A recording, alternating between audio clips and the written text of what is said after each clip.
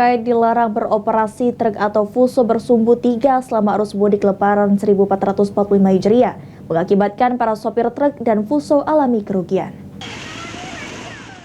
Berdasarkan surat kementerian bersama yang melarang atau semua kendaraan bersumbu 3 kecuali truk atau fuso yang membawa bahan sembako dan BBM untuk melintas, dikeluhkan para sopir truk atau fuso bermuatan besar tersebut.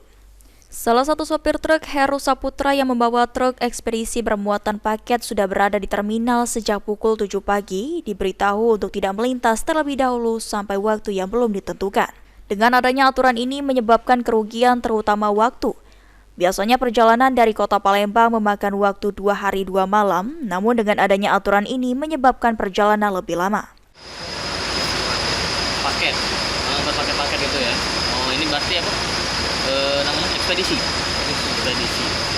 Ini kita dari jam berapa nih Pak di terminal Pak? Dari jam 7 pagi tadi. 7 pagi tadi. Terus yang mana disampaikan oleh anggota di depan pos tadi? Dan katanya ditahan dulu belum ada lewat kan. Sampai jam berapa?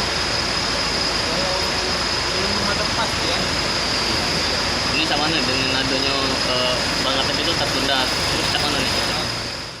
Sementara itu, Eko mengaku tahu tentang adanya pelarangan truk dan fuso melintas. Hanya saja tetap melakukan perjalanan lantaran menjalankan tugas dari perusahaan dan menggunakan uang seadanya sampai diperbolehkan melakukan perjalanan lagi.